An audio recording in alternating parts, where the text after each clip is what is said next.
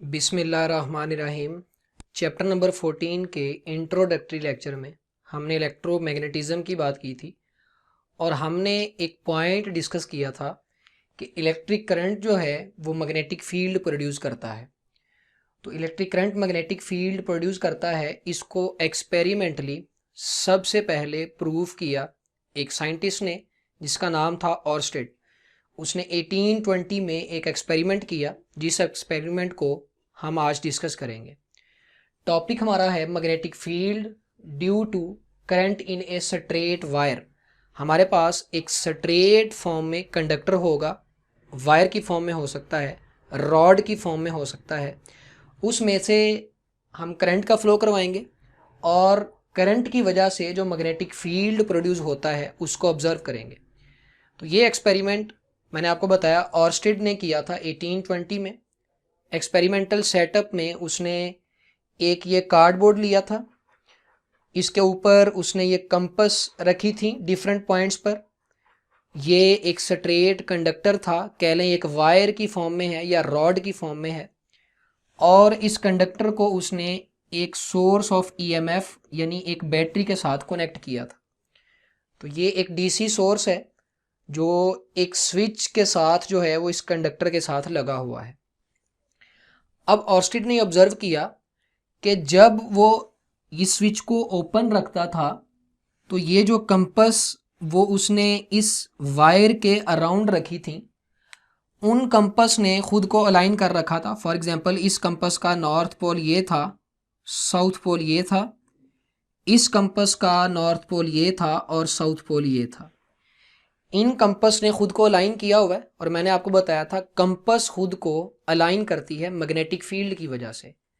तो फिलहाल इन कंपस ने खुद को अर्थ के मैग्नेटिक फील्ड के अकॉर्डिंगली अलाइन कर रखा होगा। फिर उसने ऑब्जर्व किया कि जैसे ही वो इस स्विच को क्लोज करता है तो इस सर्किट में करंट फ्लो करेगा, पॉजिटिव से नेगेटिव की तरफ कन्वेंशनल करंट की डायरेक्शन होगी, यानी इस कंडक्टर में ऊपर की डायरेक्शन में इलेक्ट्रिक करंट फ्लो करेगा। तो ऑर्स्टेड ने ऑब्जर्व किया कि जैसे ही वो इस स्विच को क्लोज करता है तो इस कंडक्टर के अराउंड ये जो कंपस पड़ी होती हैं उनमें डिफ्लेक्शन आ जाती है, यानी वो खुद को दोबारा से अलाइन करने लगती हैं। तो हमारे पास पॉइंट आया कि करंट जब पास करता है अपवर्ड या हो सकता है डाउनवर्ड पास करे, दोनों केस में कंपस जो है वो खुद को अलाइन करेगी। अब लास्ट लेक्चर में मैंने आपको बताया था कि कंपस जो है वो अलाइन यानी उसमें डिफ्लेक्शन तब आती है जब उसके अराउंड कोई मैग्नेट मौजूद हो, यानी मैग्नेटिक फील्ड हो। लिहाजा हम ये कह सकते हैं कि अगर इस कंडक्टर में से करंट पास करने की वजह से ये कंपस खुद को अलाइन कर रही हैं तो इस कंडक्टर के अराउंड मैग्नेटिक फील्ड मौजूद होगा। तो ऑर्स्टेड ने यह बात कही कि जब इस कंडक्टर में से करंट पास करता है तो कंपस में डिफ्लेक्शन आती है। एक पॉइंट सुनने वाला है, आपको लास्ट लेक्चर में भी बताया था कि मैग्नेटिक फील्ड ही होता है जो कंपस को इफेक्ट कर सकता है, यानी डिफ्लेक्ट करवा सकता है। लिहाजा हम ये कह सकते हैं कि एक मैग्नेटिक फील्ड मौजूद है, कहाँ पर? Around wire. उस वायर के अराउंड एक मैग्नेटिक फील्ड प्रोड्यूस हो गया है करंट के फ्लो की वजह से, जिस वजह से उन कंपस में डिफ्लेक्शन आई है। नेक्स्ट उसने ऑब्जर्व किया कि जैसे ही वो करंट को स्टॉप करवाता है, यानी वो स्विच को दोबारा से ओपन कर देता है, तो उसने ऑब्जर्व किया ऑर्स्टेड ने कि ये कंपस वापस अपनी पोजीशन पर चली जाती हैं जहां पर ये पड़ी हुई थी, यानी इस कंपस का नॉर्थ इधर आ जाता है, साउथ इधर आ जाता है, यानी ये अर्थ के मैग्नेटिक फील्ड के अकॉर्डिंगली खुद को अलाइन कर लेती हैं। तो हमारे पास पॉइंट ये आया कि जब करंट स्टॉप होता है तो जो कंपस है वो अपनी पोजीशन को रीगेन कर लेती है। तो हम ये कह सकते हैं कि उस कंडक्टर में से करंट पास करने की वजह से जो मैग्नेटिक फील्ड आया था, अब वो मैग्नेटिक फील्ड भी ख़त्म हो चुका है क्योंकि कंपस वापस अपनी पोजीशन पर आ गई है। लिहाजा हम कह सकते हैं इस वायर के अराउंड मैग्नेटिक फील्ड अब मौजूद नहीं है।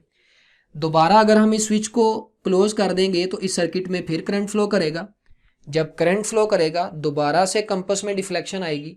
लिहाजा हम ये कह सकते हैं कि जो इलेक्ट्रिक करंट है वो मैग्नेटिक फील्ड प्रोड्यूस करवा सकता है।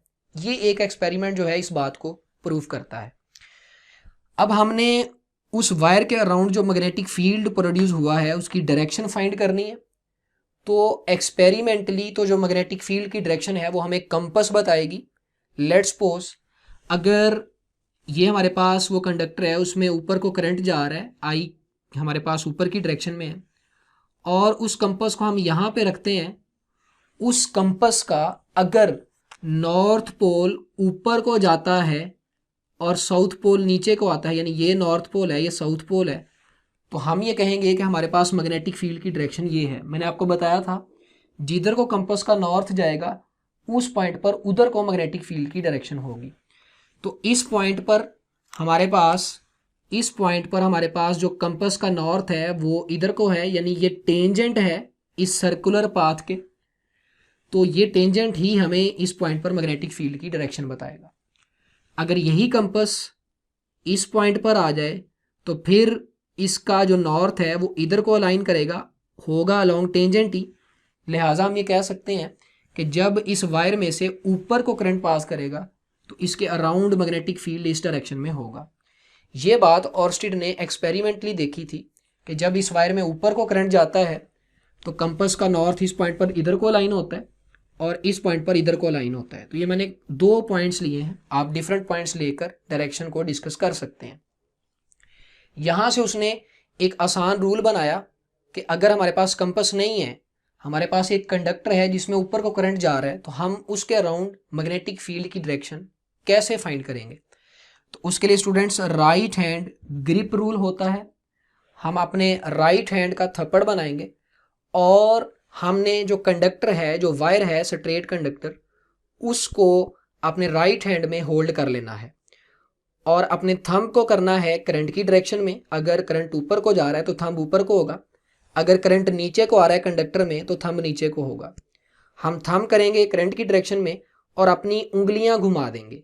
जिधर को हमारी उंगलियां घूमेंगी वही हमारे पास उस कंडक्टर के अराउंड मैग्नेटिक फील्ड की डायरेक्शन होगी। तो राइट हैंड ग्रिप रूल में हमारा थंब जो है वो इलेक्ट्रिक करंट की डायरेक्शन में होगा, हमारी फिंगर्स जिधर को घूमेंगी वही हमारे पास मैग्नेटिक फील्ड की डायरेक्शन होगी। तो यहाँ इस कंडक्टर में ऊपर को करंट फ्लो कर रहा है, यानी मान लें हमारे पास ये कंडक्टर है, इस कंडक्टर में ऊपर को करंट फ्लो कर रहा है, तो हमारे पास मैग्नेटिक फील्ड की डायरेक्शन ये होगी। लेट्स सपोज ये कंडक्टर ऐसे है, current out of the page आ रहा है, तो हमारे पास जो मैग्नेटिक फील्ड की डायरेक्शन है वो उंगलियां घूमने की डायरेक्शन में होगी, तो ये मैग्नेटिक फील्ड होगा एंटी क्लॉकवाइज डायरेक्शन में।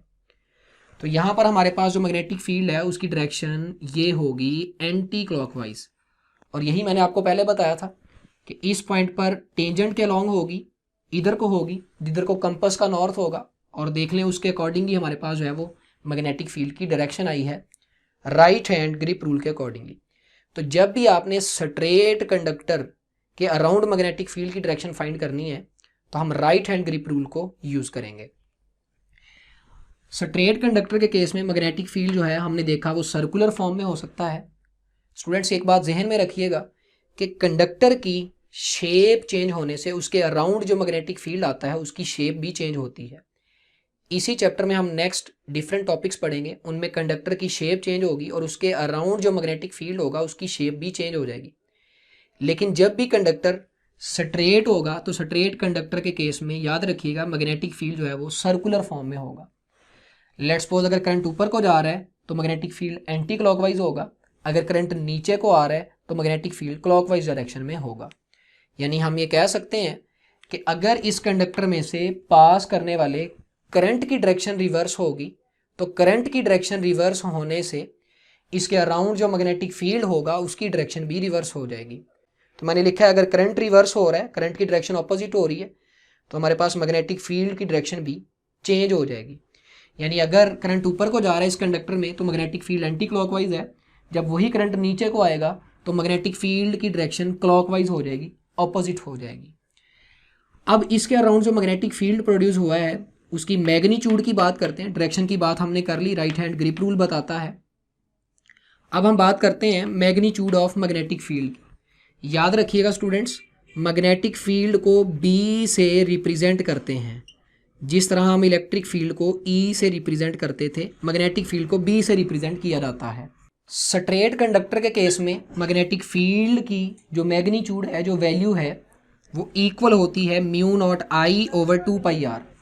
ये वाला रिलेशन हम इसी चैप्टर में आगे जाके एम्पेयर्स लॉ में ड्राइव करेंगे। तो फिलहाल मैंने आपको समझाने के लिए लिखा है।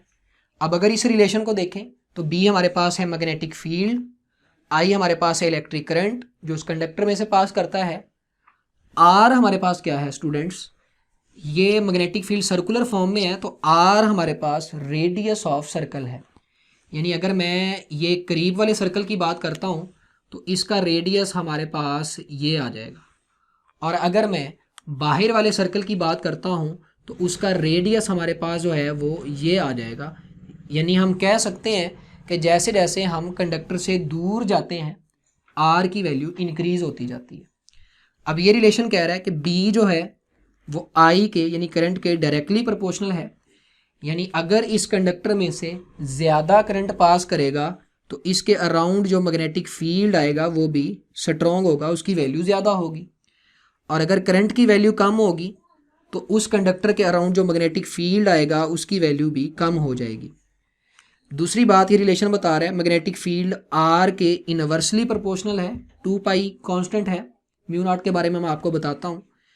तो अगर बेटा आर इंक्रीज करेगा तो आर के इंक्रीज करने से ये रिलेशन कह रहा है बी डिक्रीज हो जाएगा।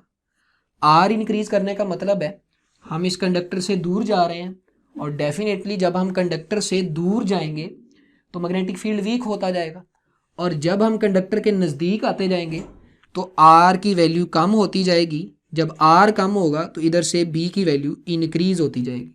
तो हम ये कह सकते हैं कि इस वायर या इस स्ट्रेट कंडक्टर के करीब मैग्नेटिक फील्ड स्ट्रॉन्ग होगा, magnetic field is strong near wire, और अगर हम दूर जाएं तो मैग्नेटिक फील्ड जो है वो वीक होता जाएगा। म्यू नॉट स्टूडेंट्स हमारे पास एक कांस्टेंट है जिसको हम परमिएबिलिटी ऑफ फ्री स्पेस कहते हैं। चैप्टर नंबर 12 में आपने एप्सिलॉन नॉट पढ़ा था, उसे हम परमिटिविटी ऑफ फ्री स्पेस कहते थे। यहाँ म्यू नॉट है, इसे हम परमिबिलिटी ऑफ फ्री स्पेस कहते हैं। इस फार्मूला की डेरिवेशन और म्यू नॉट की बात जो है वो हम इसी चैप्टर में एम्पेयर्स लॉ में करेंगे। लास्ट पॉइंट स्टूडेंट याद रखिएगा, अगर कोई भी कंडक्टर जो है उसमें मैग्नेटिक फील्ड करंट की वजह से प्रोड्यूस हो रहा है तो उसे हम इलेक्ट्रोमैग्नेट बोलेंगे।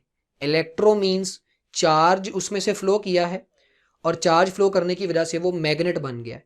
लिहाजा हम ये कह सकते हैं कि ये स्ट्रेट कंडक्टर या ये जो वायर है ये एक इलेक्ट्रोमैग्नेट है, और इसमें से पास करने वाला करंट अगर हम चेंज करवाएं तो उसके अकॉर्डिंगली मैग्नेटिक फील्ड जो इसके अराउंड आता है वो भी चेंज होता है।